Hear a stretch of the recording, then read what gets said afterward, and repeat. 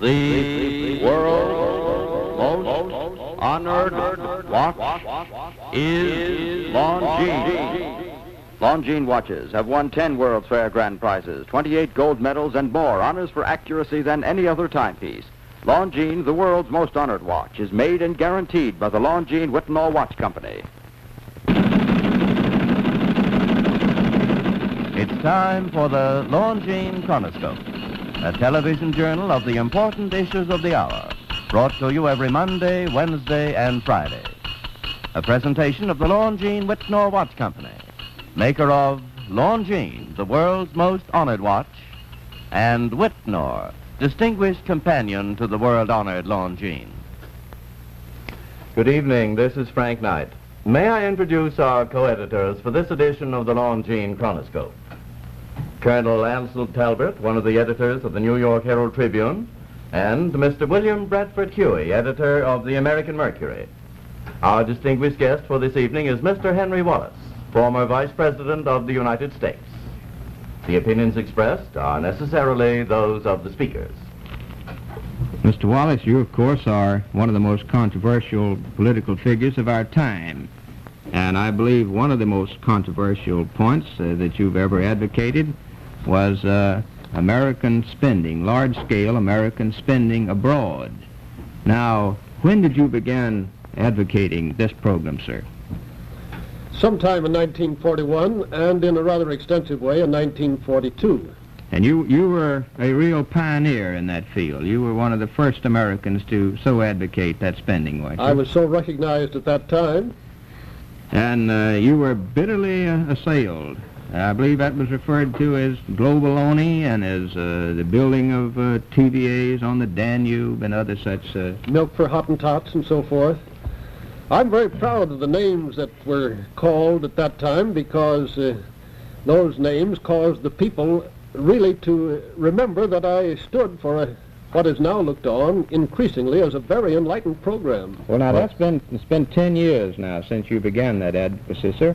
And tonight I'm sure that our Chronoscope audience would like to know exactly what you think now about that program. And specifically, what do you regard as the most critical areas in the world today? Well, today the most critical areas, in my opinion, comprise the Mohammedan world extending from French Morocco on the west all the way across to the southern part of the Philippines, and including also the Hindu world. And in addition, I would say South Korea, because it seems to me of absolutely vital importance if we wish to gain the sympathy of the peoples of Asia and the Near East, that we do a real job for the South Koreans as soon as the war comes to an end. If we don't do that real job to rehabilitate them, we will lose face even more decisively than we would lose if we lost the war in Korea. Well, Mr. Wallace, do you think the American people have gotten their money's worth out of this spending? Which spending are you referring to, sir? The foreign aid, which has been extended rather lavishly in the past 8 or 9 years. Are you referring particularly to the Marshall Plan aid Yes. in Europe, then? And well, I think undoubtedly there have been some waste motion in the expenditure of the Marshall Plan aid, but it would seem to me to have contributed maybe 20% to the increase in production that has taken place. That's a rough figure, but it's brought about a very substantial increase. Yeah. how about our armaments program, Mr. Wallace? You've been called a man of peace. Do you think our current armaments program is justified in the cost which it is imposing on the American people? Well, the situation as it has developed, and I regret that it developed in this way, and I don't think it need to have developed in this way, but with it having developed in this way, we did have to go ahead with a very substantial armaments program. My contention today is that we take perhaps 1% of this oncoming armaments program of perhaps $60 billion a year and devote that 1% to a peace budget. I think we ought to have a peace budget going along with our war budget, and the peace budget gradually growing stronger as the war budget can be reduced. Now, sir, you have said that the critical areas are the areas around the Iron Curtain, particularly the displaced Arabs, And what would you have us do now, sir, in those critical areas? Specifically and for the displaced Arabs. Well, this report of a committee that was recently made seemed to me to be singularly enlightened. First, of course, there are the immediate needs of these displaced Arabs, but far more important than that, the long-time needs which have to do with the resettlement of these Arabs by providing adequate irrigation in that part of the world which at one time had the most significant irrigation systems in the entire world. Now, in the Tigris-Euphrates river valleys, you remember that Abraham came out of Ur of the Chaldees, I suppose somewhere in Iraq. It was a marvelously fertile, civilized area at one time and can be made so again. And these displaced Arabs, if we will step in decisively and vigorously to help them, can do a genuine job, and in the process of doing that also, we can make the position of Israel more tenable. Now, do you advocate this, sir, purely for humanitarian motivations? No, not purely for humanitarian, although I have observed this, that pure humanitarianism always has its economic aspects. Genuine humanitarianism pays. Well, now, pays big in the long run. How can it pay the United States other than just doing a good turn if we step in there and help those people to a higher standard of living? Can it help us in our war against communism? Definitely. It makes all the difference in the world in our war against communism. To show that we can do for them what communism cannot do.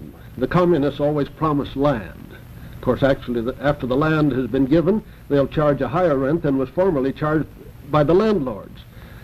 We can do a real job in seeing that these displaced Arabs have land, working in cooperation with the respective governments, seeing that they have the dams are constructed, irrigation canals dug, water made available, always having the local government, however, contribute its part as well. And most of these governments do have income because of oil. If we do that for them, do you think that will make them prefer us to what Russia has to offer?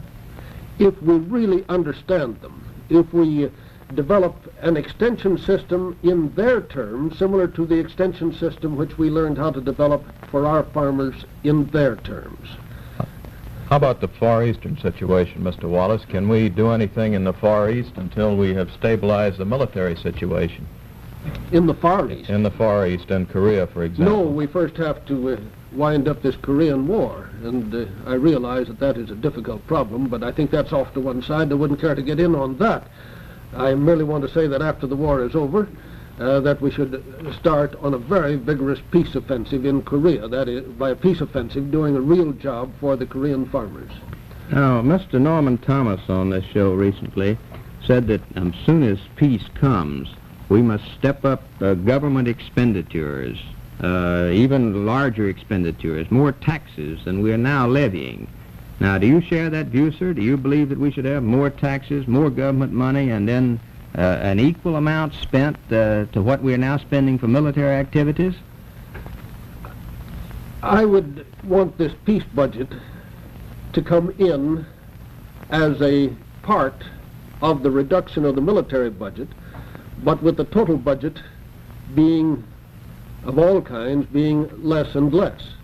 Now, I realize that that may be difficult as long as the world is in crisis, and I don't think anyone can make an absolute statement as to just what percentage of our income can be spent on taxes and our capitalistic economies survive. I don't think anybody can state that with any finality. It depends on the crisis and the temper of the people.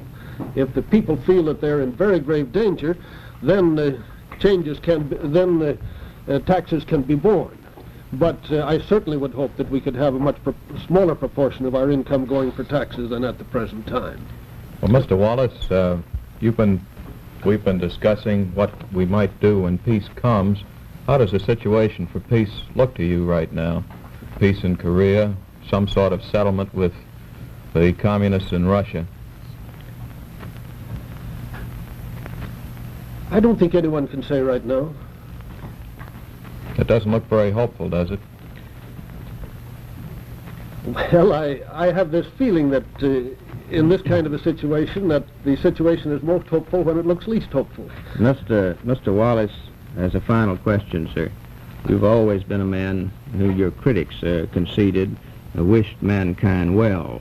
And at the end of the year, we'd like to know, and our audience would like to know, if you see anything hopeful for 1952, sir. Yes, I see a great deal that is hopeful as we come to the end of this year.